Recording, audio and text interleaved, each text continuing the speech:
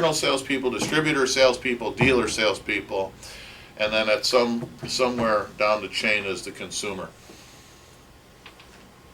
It's also possible to design your program where you're going to over-reward top performers and under-reward the slackers in the program, if you will.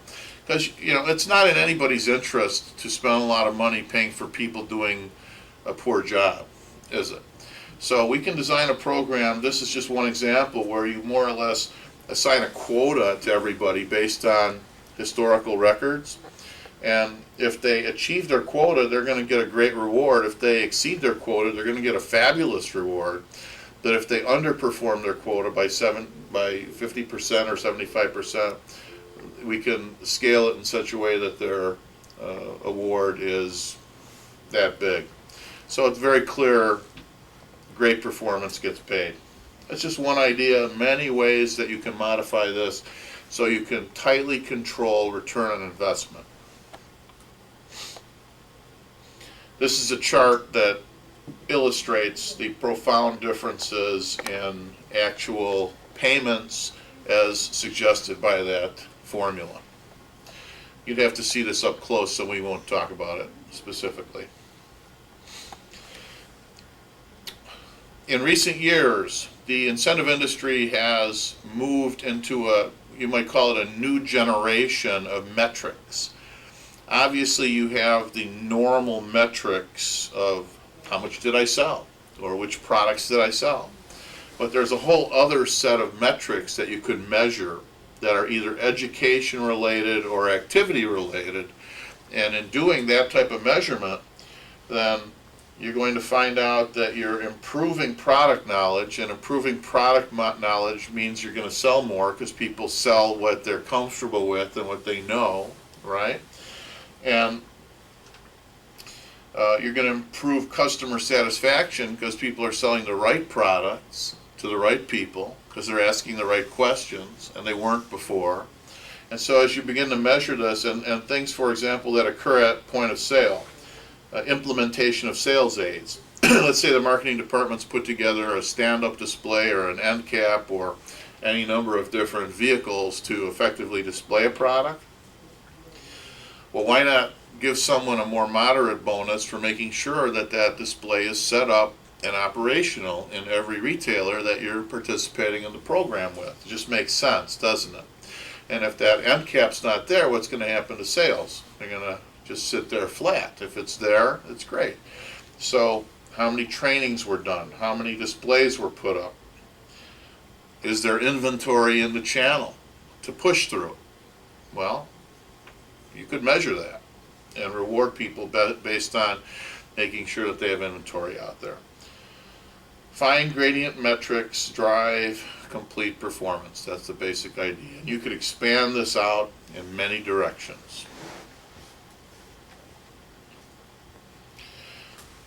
Once again, we have database management systems that cover all different aspects of running our programs, and one thing we'll be talking about in a separate presentation is our Channel View product, which is a revolutionary hierarchical model for looking at data, and we'll be explaining under separate cover how that is very, very effective way of distributing information, once again in real time.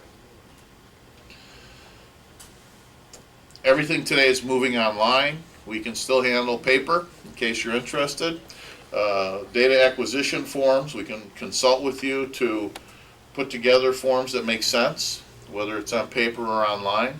We've got all the technology for the online. It's already built. It's all ready to go.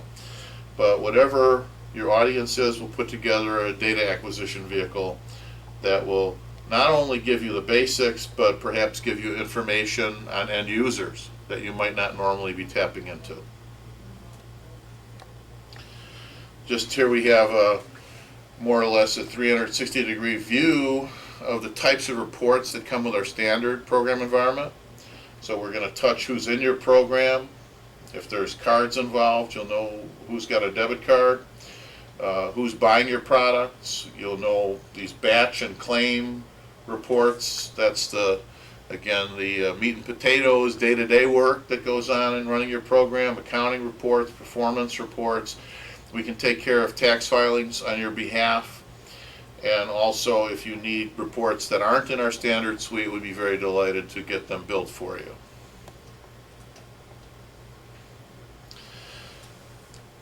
As you migrate from sales incentives into human resource types incentives, you have different types of things, once again, that can be tracked. Everything from safety to attendance to ride share to, you can just go on and on. Many different types of things companies are interested in measuring for many different reasons, and we can tag an incentive onto that. You can even talk about job, just like the same types of things that you base raises on. You could put accelerated incentives on a card product, for example, to really set that off as bonus type compensation based on performance. So there you go. That's a quick view of our primary development of a program. And there's one other thing we're going to talk about before we end this discussion. But when we go through that primary development process and give consideration to all those areas, I don't think there's a doubt in anyone's mind that you'll end up with a much more effective program because you've given that thought to it. This is something we've got up and running as well. We're calling this the channel-based web community. And the idea of a channel-based web community is just this: to try and develop new synergies that are not currently there to accelerate sales. In the typical environment where there's a channel involved, a dealer or a distributor, everybody wants to get to the end user, including the manufacturer. In the middle, between the manufacturer and the end user, is the channel. And inside that channel, whether it's a distributor or a dealer, exists what we would call proprietary information about that end user. There may even be proprietary information about the sales process. So here's the major players: manufacturer, channel, and end user. Products move from the manufacturer to the channel, they move from the channel to the end user. Purchase information goes from the end user to the channel, and there is information about what the channel bought from the manufacturer, but not what the end user bought from the channel. Okay? And nor is the channel, again, too anxious to share that information. I'm going backwards. Sorry about that. Let's go forwards again. Here we go. Then, a big component that everyone's interested in today is the sharing of information between the end user and the manufacturer on as direct as possible a basis. So, using our database technology, we can craft a link or a communication mechanism whereby these two are in fact connected. So, information, marketing research, business intelligence can all circulate very directly from the end user to the manufacturer, and then going in the other direction, the manufacturer can produce a controlled message, which is what they'd like, because typically at some level the manufacturer partners with the channel, but they're also suspicious of the channel in the sense that they're spending their advertising dollars to get someone in their door, and in fact they don't know whether the person ever gets presented their product. They may get presented only a competitive product, right? So we craft a system here that does not undermine the channel, and that's why we have proprietary information protected here. So at some level it might be necessary to have a contractual arrangement between manufacturer and channel to say, give us this information so that we can create this flow of information.